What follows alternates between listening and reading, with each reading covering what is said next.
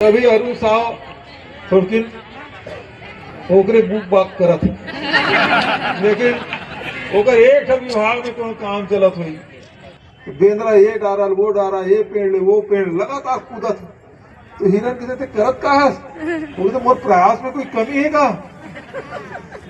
तो लड़का बाँचे मत बाँचे मोर प्रयास में कोई कमी है का अरुण साव की स्थिति ही है कागरो घर पानी नहीं पहुंचा सका थे कोनो जगह सड़क नहीं बना सका थे कोनो जगह शहर में कोई विकास कर सका। बिलासपुर के लिंगियाडीह में पिछले 37 दिनों से आंदोलन चल रहा है। पूर्व मुख्यमंत्री भूपेश बघेल आंदोलनकारियों का समर्थन करने पहुंचे। सैकड़ों प्रदर्शनकारियों के सामने पूर्व मुख्यमंत्री भूपेश बघेल ने सरकार को खरी खोटी सुनाई, लेकिन विवाद तब हुआ जब उन्होंने छत्तीसगढ़ के उप मुख्यमंत्री अरुण साव की तुलना बंदर से कर दी। भूपेश बघेल का मंच से दिया ये बयान अब तेजी से सोशल मीडिया पर वायरल हो रहा है।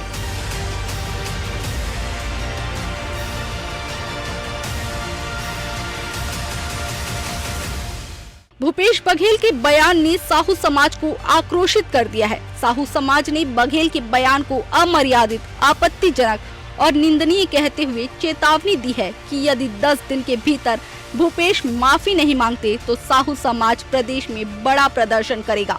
इसके लिए पहले 3 दिन के भीतर सभी जिलों में पुलिस अधीक्षक को ज्ञापन सौंपा जाएगा और यदि भूपेश बघेल माफी नहीं मांगते तो उनके खिलाफ साहू समाज प्रदेश में एक बड़ा आंदोलन करने की तैयारी में है। पूर्व मुख्यमंत्री भूपेश बघेल के बयान के बाद बीजेपी नेताओं ने भी अपना मोर्चा खोल दिया है।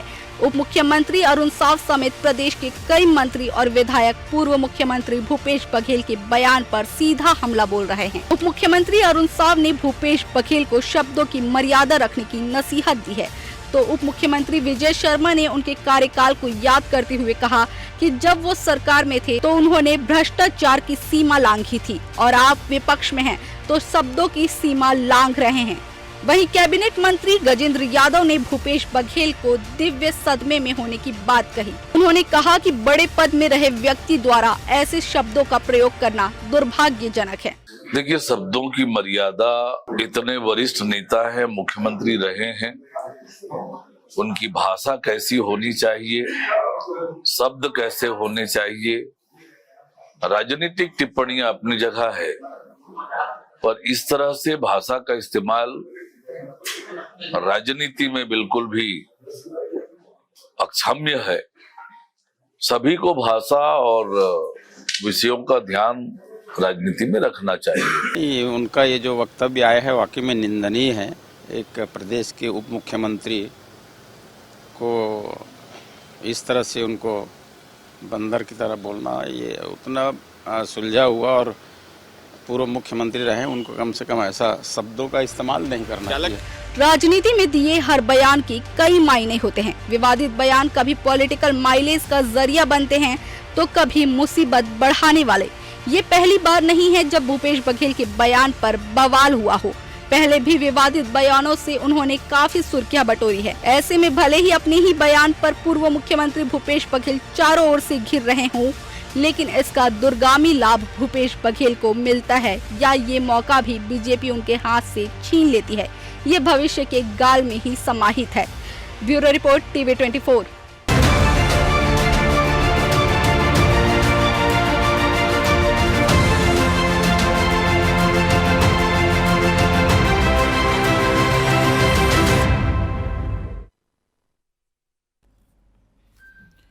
नमस्कार, मैं हूं मोहन तिवारी। आज के मुद्दे में आपका स्वागत है और आज का मुद्दा हमारा आधारित है पूर्व मुख्यमंत्री भूपेश बघेल के उस बयान पर जिसने इस समय सियासत को सुलगा दिया है। वैसे तो प्रदेश में ठंड है, लेकिन बयान कुछ इस तरीके से आए हैं कि सियासत गर्म हो चली है। वैसे तो नेताओं के बिगड़े बोल आमतौर पर हमें सुनाई देते हैं, पर छत्तीसगढ़ में ऐसा आमतौर पर कम होता है कि वो अपने प्रतिद्वंदी नेता को कुछ इस तरीके से उपमा दें जिससे विवाद हो। लेकिन भूपेश बघेल हैं, ये कुछ भी कर सकते हैं, वैसा ही कुछ उन्होंने इस बार किया है।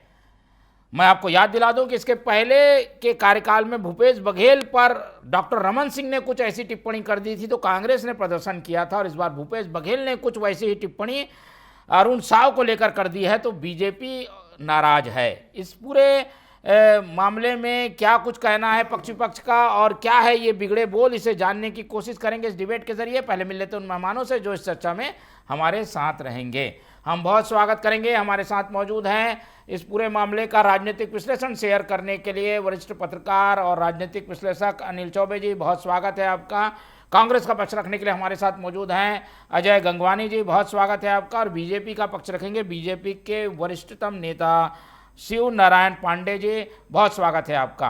तो जैसा कि हमने बताया कि विवादित बयान एक कहानी के जरिए सामने आया जिसमें भूपेश बघेल बता रहे हैं कि कुछ मंत्री हैं या सरकार के जिम्मेदार लोग हैं वो काम नहीं करते, केवल उछल कूद करके बताते हैं कि हम कोशिश बहुत कर रहे हैं, हालांकि काम नहीं हो रहा है। और उसमें जो पात्र चयन किया गया उसमें बंदर को एक उपमा के तौर पर मंत्री जी से जोड़ दिया गया और यही विवाद का कारण है। क्या ऐसी उपमाएं दी जानी चाहिए और क्या राजनीति में इस तरीके की भाषा का प्रयोग होना चाहिए, इसी पर टिप्पणी लेंगे। कांग्रेस आरोपों के घेरे में है, इसलिए शुरुआत कांग्रेस से करते हैं। अजय जी, आप लोगों को याद होगा कि भूपेश बघेल की सरकार थी, डॉक्टर रमन सिंह ने ऐसी एक चूहे की कहानी सुना दी थी और उस चूहे की कहानी फिट बैठी थी सरकार पे, तो आप लोग ने हर जिले में प्रदर्शन करके आरोप लगाया था कि देखिए डॉक्टर रमन सिंह की भाषा बिगड़ गई है। बघेल जी वैसे ही कहानी सुना रहे हैं, क्या समझा जाए? किसी घटना से कोई सीख नहीं ले रहा है, हर कोई भाषा की मर्यादा तोड़ रहा है। मोहन जी की उन्होंने एक कहानी का जिक्र किया, महत्वपूर्ण है कि अरुण साहू जी साहू समाज के वरिष्ठ नेता हैं, पूर्व में सांसद भी रहे हैं, अभी 3 विभाग के मंत्री हैं, उनके पास पीडब्ल्यूडी, पीएचई और नगरीय प्रशासन विभाग।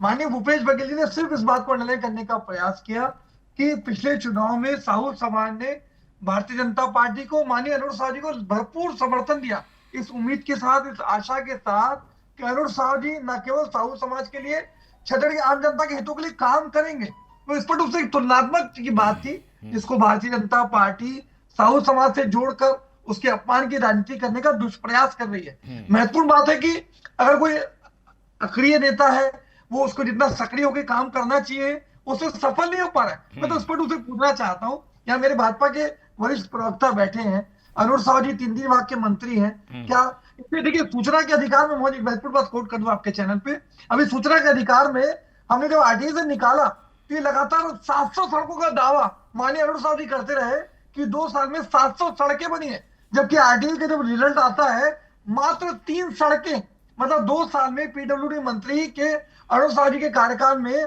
मात्र 3 सड़कें बन पाई है। ना छतरी की जनता को शुद्ध जल मिल पा रहा है, नगर निगम नगर पालिका लगातार फंड की कमी से जूझ रहा है। तो माननीय भूपेश बघेल जी ने अरुण साहू जी को आईना दिखाने का प्रयास किया कि भैया जिस प्रकार से ऐसे लोगों को सियासत मिल जाता है जो कुछ काम नहीं कर पाते, एक उपमा की बात नहीं, है। जो काम नहीं करता उसको क्या बंदर कह दें क्या भाई? जिससे कोई अगर ये अपनी जगह हो सकता है। देखिए तुलना की बात है, कोई बंदर का शब्द डायरेक्ट उनके लिए यूज नहीं किया गया है। दूसरा साहू समाज की तो कोई दूर दूर तक बात ही नहीं है मोहन जी। साहू समाज को बीच में ला के भारतीय जनता पार्टी सिर्फ और सिर्फ जो है बांटने और काटने की राजनीति करने का दुष्प्रयास कर रही है। दूसरी महत्वपूर्ण बात मैं कह दूं, अगर अमर्यादित बयान की बात हो रही मोहन जी, तो माननीय प्रधानमंत्री मोदी जी एक सांसद की दिवंगत पत्नी के लिए कहते हैं कि 50 करोड़ की गर्लफ्रेंड है। ये एक महिला सांसद के लिए माननीय मोदी जी कहते हैं ये शुभनका है। हमारी वरिष्ठ जो शहीद की वाइफ है उनके लिए कांग्रेस की विधवा, अरे उन्होंने गलत किया तो ये भी गलत करेंगे क्या भाई? उस समय आलोचना हुई। भाई बात मैं एक ही चीज कहना चाह रहा हूँ मोदी, बात सही भाषा का मैं समर्थन की बात नहीं कर रहा हूँ। जिनके खुद के घर शीशे के हो, जिनके सांसद विधुड़ी जी लोकतंत्र के मंदिर में एक जो विपक्षी सांसद है उसको धर्म के आधार पर टिप्पणी करती है, अभद्र भाषा का प्रयोग संसद में किया जाता है। माननीय प्रधानमंत्री पद की गरिमा के विपरीत मायावी राक्षस, कांग्रेस की विधवा, जर्सी का है, सुरफनका, ऐसे शब्दों का दुरुपयोग कर रहे हैं और ऐसी पार्टी हम प्यारों में लगाने का प्रयास करिए, ये स्वीकार नहीं है मोहन जी किसी प्रकार से। ठीक है, चलिए कोई ऐसा मकसद नहीं था, मंशा नहीं थी और राजनीतिक रूप से इसे तोल दिया जा रहा है।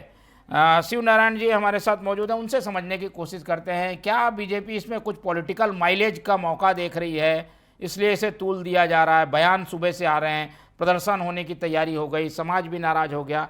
इस मामले को आया गया अभी किया जा सकता था, आया गया ही है।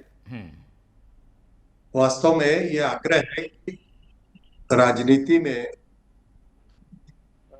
मर्यादित भाषा का प्रयोग हो। और इतने सारे उदाहरण आप दे रहे थे, कुल मिला के आप अमर्यादित टिप्पणियों को, इको हो रहा है थोड़ा सा। जी जी, इको ठीक कराते हैं जी। अमर्यादित टिप्पणियां जो है उससे इतने सीनियर राजनेता को बचना चाहिए। और ये कोई पहली इनकी प्रक्रिया नहीं है कि तब उनकी तुलना, हमारे डिप्टी सीएम की तुलना जो है इन्होंने बंदर से की। इसको और सही ढंग से देखिए, जिस परिवेश में माननीय बघेल जी आते हैं, आपको मालूम होगा कि वो परिवेश इसी प्रकार का रहा है जब धार्मिक, सामाजिक, राजनीतिक टिप्पणियां वहां से अमर्यादित आती रही। और ये एक प्रकार से जिस प्रकार की मानसिक स्थिति उनकी है अभी, और जिस प्रकार से वो आज तो उनको शुभकामना देना चाहिए कि उनके चिरंजीव जो है जेल से बाहर आने वाले हैं, उनका जमानत हो गई है। तो उस मानसिक परिस्थितियों में इस प्रकार से अनर्गल, चाहे वो धीरेन्द्र शास्त्री के बारे में बयान हो या सनातन के अपमान के लिए एक लोटा जल देने से क्या होता है, और कुछ मत करो एक लोटा जल दे दो, ये अंधविश्वास फैलाया जा रहा है, और तमाम तरह की इस प्रकार की टिप्पणियां इस बीच में उनकी आई है, उनकी बौखलाहट है। लेकिन ये जो इन्होंने तुलना की है, इनको और ढंग से कुछ उदाहरण ही देना था। तो एक सीनियर वरिष्ठ जो है नेता के रूप में उदाहरण देना था।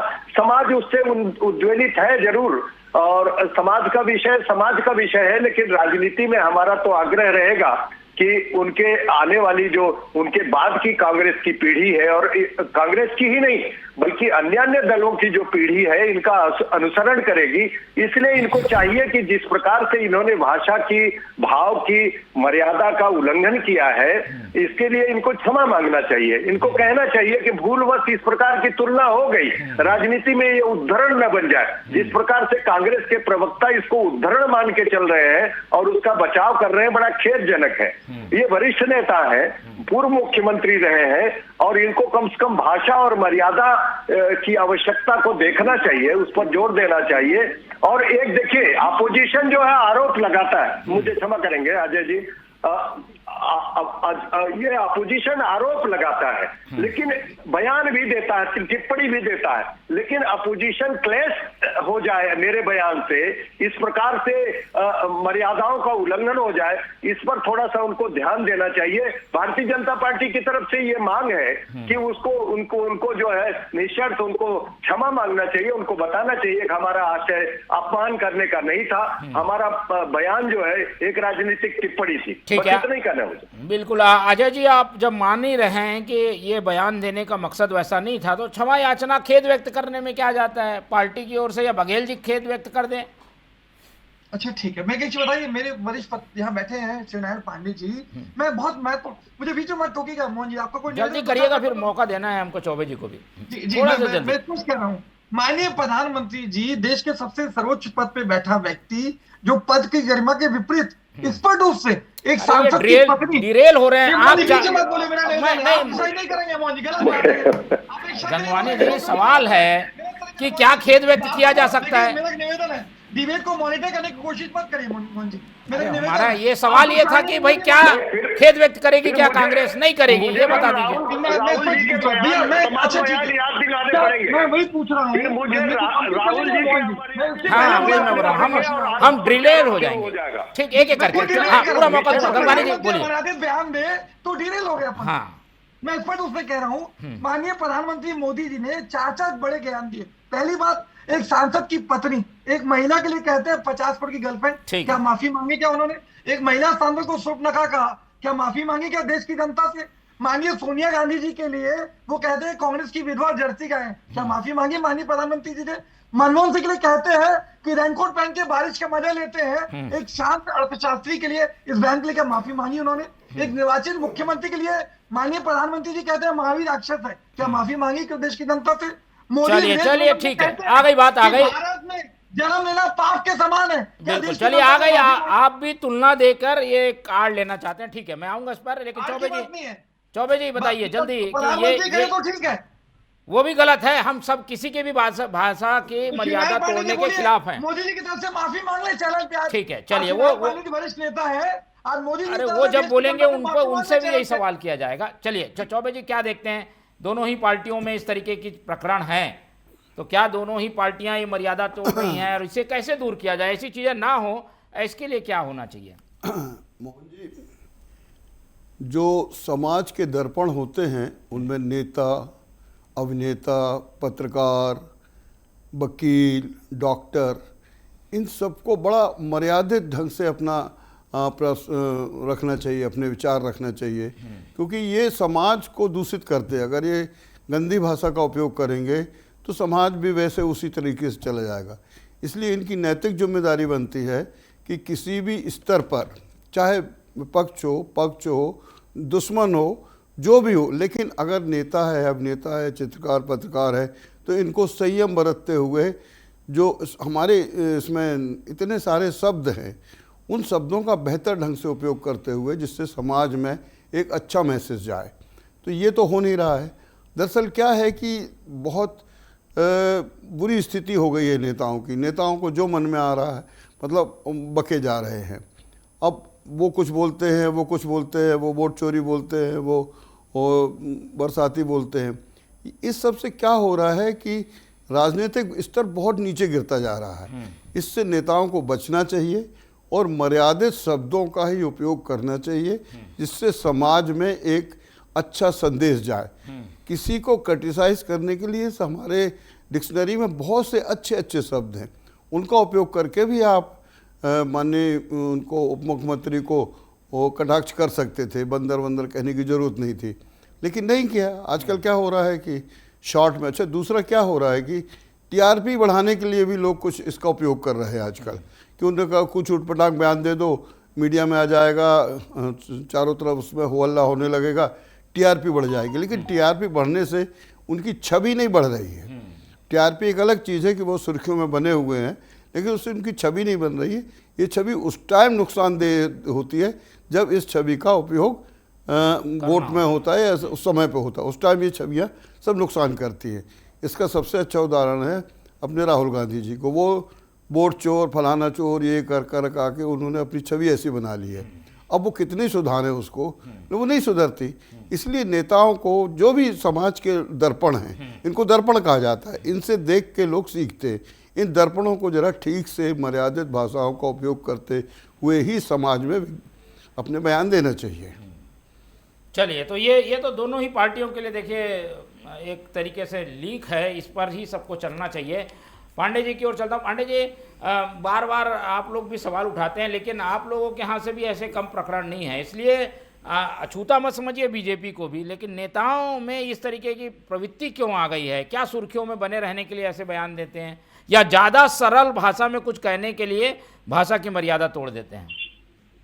देखिए, वो तो अलग बात है। भाषा कैसी होनी चाहिए, सत्ता पक्ष की कैसी होनी चाहिए, विपक्ष की कैसी होनी चाहिए, इसका आदर्श जो है श्रीमान अटल बिहारी वाजपेयी रहे। और किस तरह की भाषा से कितनी गंभीर बात को कैसे सहज ढंग से कहना है। वास्तव में असल में मानसिक स्थिति नेता की कैसी रहती है, उसकी अपब्रिंगिंग कैसी हुई है, किस परिवेश से वो आया है और किस प्रकार से उसका सामाजिक सरोकार जुड़ता है, और जो उसकी ऑडियंस है किस प्रकार की है, ये सब सारी चीजें जो है बहुत काउंट करती है। भूपेश जी जिस जगह पर जा रहे हैं वहां पर इसी प्रकार की चलताऊ भाषा का प्रयोग होता होगा, लेकिन जैसा हमारे वरिष्ठ पत्रकार चौबे जी ने कहा कि वास्तव में आपकी भाषा आपको बताती है कि आप कौन है। आप राजा हैं, आप मंत्री हैं, आप सेनापति हैं, या आप बावर्ची हैं, खानसामा है, क्या है, आपकी भाषा बता देती है। आपकी औकात आपकी भाषा से पता चलता है। तो भूपेश जी ने जिस प्रकार की भाषा का उपयोग किया है, वो कभी अग्रणी राजनेता के रूप में, छत्तीसगढ़ के अग्रणी राजनेता है, इस प्रकार की भाषा नहीं है। हम उनसे अपेक्षा करते हैं कि कांग्रेस के वो बड़े नेता है, अब तो राष्ट्रीय स्तर पर वो पहुंच रहे हैं, भूतपूर्व मुख्यमंत्री हैं, उनकी भाषा डिप्टी सीएम के लिए तुलनात्मक रूप से किस प्रकार की होनी चाहिए थी, इस प्रकार ये कांग्रेस के लोग भी स्वीकार करेंगे। और आमतौर पर कांग्रेस के बारे में लोग कहते हैं, कांग्रेस के विद इन कांग्रेस भूपेश जी की जो भाषा है और बड़ी शालीन और बड़ी अच्छी भाषा नहीं मानी जाती। मतलब वही चलता हूँ कॉलेज स्टूडेंट की तरह से जिस प्रकार की बातचीत चलती है अनौपचारिक, उसी प्रकार की भाषा का प्रयोग करते हैं और पब्लिक में भी इसी प्रकार की भाषा का प्रयोग करते हैं। धार्मिक, सामाजिक, राजनीतिक विषयों पर उनकी जो टिप्पणियां होती है बिल्कुल चलताऊ होती है। किसी प्रकार का ये संदेश नहीं दे पाते कोई इतने बड़े नेता है। तो देखिए, ये जैसा आप बताएं कि आपको टीआरपी मिल सकती है, आप चर्चा में रह सकते हो, लेकिन एक आप शालीन और गंभीर नेता हो और आपका लोग अनुसरण करें, स्वार्थ के लिए अनुसरण करना और आपको आदर्श मान के अनुसरण करना, दोनों में अंतर होता है। तो इस प्रकार के आदर्श स्थापना के साथ साथ अपने अनुचर बनाकर, अपने अनुयायी बनाकर भूपेश जी चला सके, इस तरह की भाषा उनकी नहीं है। उनको अपने, मैं तो कहता हूं कि कोई दिक्कत की बात नहीं। आप जो है, आपकी भाषा अगर समाज को अच्छी नहीं लग रही है, आपके अपोजिशन में एक पॉलिटिकल क्लैश बन रहा है, तो आपको सॉरी कह देने में, क्षमा याचना कर देने में किसी प्रकार की कोई दिक्कत नहीं। आपकी हैसियत पर फर्क नहीं पड़ेगा, बल्कि आपकी हैसियत बढ़ेगी। मैं तुलनात्मक रूप से राजनीतिक दलों से यह कहूंगा कि हम प्रतिस्पर्धी हैं, प्रतिद्वंदी है, हम दुश्मन नहीं है। हम अपने दुश्मन के लिए भी इस भाषा के प्रयोग की वकालत नहीं कर सकते। हम जो है राजनीति के, हम दल है, we are the part of this society. हम एक राजनीतिक दल के रूप में है। दल एक समग्र जो है फूल होता है, उसके एक एक दल होते हैं। हम देश और समाज को काम करने वाले लोग हैं। तो ऐसी स्थिति में हमको एक दूसरे के लिए समुचित भाषा का प्रयोग करना चाहिए, शालीन भाषा का प्रयोग करना चाहिए, ताकि राजनीति में सौहार्द बना रहे और हम मिलजुल कर एक सिक्के के दोनों पहलू बनकर और समाज और देश की सेवा कर सके। तो इस प्रकार के निम्न स्तरीय भाषा का उपयोग एक राजनेता से किया जाना हमको खलता है। ठीक है गंगवानी जी, बिल्कुल इस तरीके की भाषा में थोड़ी सी तो मर्यादा की जरूरत महसूस होती है। देखिए, मैं दो चीजें स्पष्ट कर दूंगा आपके चैनल पे। कांग्रेस पार्टी कभी भी अमर्यादित अभद्र भाषा को समर्थन कभी नहीं करती। आप लगातार देखिएगा, कभी हमारी भाषा सभ्य नहीं होती। यहाँ भी देखिए, स्पष्ट रूप से मैं कहना चाह रहा हूं आपके चैनल पे, सिर्फ और सिर्फ भारतीय जनता पार्टी राजनीतिक फायदा उठाने के लिए एक छोटी सी घटना को साहू समाज से जोड़ के व्यक्तिगत स्वार्थ सिद्धि का दुष्प्रयास कर रही है। एक छोटी घटना को तूल देकर ये फैलाने का प्रयास कर रही है। देखिए, लगातार आप में पांडे जी अपनी बात कह रहे हैं, मैंने 3 बार रिपीट किया कि मोदी जी के मैंने 7 बयान बताए, क्या एक बार भी प्रधानमंत्री जी ने माफी मांगी? आप ही खुद एक मोदी आपने उदाहरण भी दिया, पूर्व मुख्यमंत्री रमन सिंह जो 15 साल तक छत्तीसगढ़ के मुख्यमंत्री के पद पे रहे, हमारे भूपेश अजय जी अभी राहुल गांधी का शुरू करूंगा, अभी सोनिया जी का शुरू करूंगा, गुजरात और बहुत सारे ऐसे विषय को शुरू करूंगा जो उन्होंने कहा था। वो मामला फिर गड़बड़ हो जाएगा और वो आप दूर तक जाएंगे, आप बहुत दूर तक मैं चला जाऊंगा, उससे जो है स्टूडियो का माहौल गड़बड़ होगा। और हम लोग जो है शालीन भाषा का प्रयोग करें। अब आप ज्यादा बच्चे पैदा करने वाले मटन, मछली, मुसलमान जैसे शब्दों का प्रयोग किया, क्या देश की जनता से माफी मांगी? क्या ये रखे रहिए उन्हीं शब्दों का प्रयोग करिए और वैसे ही शब्दों का प्रयोग करने के आप पक्षधर है क्या? आप शालीन भाषा के पक्षधर है या उज्जत भाषा के पक्षधर है? इस प्रकार से असंस्कृत भाषा का उपयोग करना आपके अपने राजनेता को शोभा देता क्या? और साहू समाज क्या भारतीय जनता पार्टी चलाती है? साहू समाज का क्यों अपमान कर रहे हो? आईना दिखता है तो पांडे जी को तकलीफ हो रही है। अरे चलिए, एक दूसरे की गलतियां गिनाकर इस तरीके के मसलों को हल नहीं किया जा सकता। अब इम्पैक्ट क्या होने वाला है पॉलिटिकल रूप से? चौबे जी ये मोदी कंप्लीट करूं, मेरी बात आ गई, इनके यहाँ भी गलतियां हुई हैं, आपकी बात नहीं लगा। मैं स्पष्ट रूप से कह रहा हूँ भैया, 15 साल का मुख्यमंत्री बिल्कुल गलती हुई है, दूसरा शब्द का प्रयोग करता है। क्या पांडे जी समर्थन करते हैं? क्या रमन सिंह जी ने माफी मांगी? क्या एक और महत्वपूर्ण उदाहरण दूं, अजय चंद्राकर आज वो स्पष्ट रूप से विधानसभा चुनाव के समय कहते हैं। चलिए आ गई बात, अब इसका असर क्या होने वाला है? आ गई गंगवानी, ठीक है, माफी नहीं मांगी, क्या इसका साहू समाज क्या संज्ञान लेकर, क्या साहू समाज नाराज हो जाएगा? क्या प्रतिहिंसा है? ये ठीक नहीं है, इसको प्रतिहिंसा बोलते हैं। क्या भूपेश बघेल से जो किया? अजय चंद्राकर जी कांग्रेस के नेताओं के लिए कहते हैं पैर गिरे, जल्दी समझ लीजिए। आ गई गंगवानी जी, दोनों पक्षों की बात आ गई है। तुलना करते हैं, समर्थन करते हैं, नहीं मान रहे हो? तभी तो आप ये मान लीजिए पांडे जी, राजनीतिक मत करिए चैनल पे, बहुत सारे मुद्दे हैं आपके पास। महंगाई पे बात कर लीजिए, रोजगार पे बात कर लीजिए, सड़कों पे बात कर लीजिए। जल्दी इसका असर समझ लेते हैं। जल्दी आ गई बात, आ गई जल्दी बोलिए, कर लेंगे बोलिए। जो चैनल पे बैठे हुए उनसे बोलना चाहता हूँ या इनकी पार्टी वालों से बोलना चाहता हूँ कि कह रहे हैं कि नुकसान निश्चित होता है। देखिए, अगर मैं गंदे शब्दों का उपयोग करूंगा तो मेरी छवि निश्चित ही खराब होगी, इसमें कहीं कोई दो मत नहीं। इसका क्या आप साहू समाज क्या इसको संज्ञान लेकर क्या इम्पैक्ट पड़ने वाला है? चूंकि वो साहू समाज के नेता हैं, उनके नेता को बंदर कहा गया है, जो भी जिस भाषा में भी कहा है उसका परफेक्ट जो भी हो, तो साहू समाज तो उद्वेलित हो गई है। तो उससे क्या होगा कि नुकसान तो निश्चित होगा। पार्टी को नुकसान होगा कि पार्टी को भी नुकसान होगा, भूपेश बघेल को भी नुकसान होगा। वो भूपेश बघेल की पार्टी में जो साहू हैं वो लोग भी इस चीज को नहीं स्वीकार करेंगे, क्योंकि ये एक अमर्यादित टिप्पणी है, ये होना नहीं चाहिए। मैं शुरू से ये कह रहा हूँ कि किसी में नेता हो, अभिनेता हो, पत्रकार हो, चित्रकार हो, ये समाज के दर्पण होते हैं। दर्पण खराब होगा तो निश्चित ही नुकसान होगा। ठीक है, और इसीलिए कहा गया है शब्द संभारे बोलिए, तो शब्द को संभाल कर बोलना चाहिए। अगर ऐसा नहीं होता तो विवाद होता है, चाहे बीजेपी के नेता बोले या कांग्रेस के नेता बोले। इस बवाल की गूंज आने वाले कई दिनों तक रहने वाली है, क्योंकि साहू समाज ने चेतावनी दी है। इस पर हमारी निगाह बने रहेगी। इस चर्चा में हमारे साथ अनिल चौबे जी जुड़े, उनका धन्यवाद। गंगानी जी ने समय दिया, उनका धन्यवाद। और पांडे जी हमारे साथ बने रहे, उनका बहुत बहुत धन्यवाद। तो तीनों मेहमानों को धन्यवाद कहते हुए आज की ये चर्चा यहीं खत्म करते हैं और आप लोग से रखते हैं उम्मीद कि आप लोग देखते रहेंगे TV24। रखिए अपना बहुत ख्याल। नमस्कार।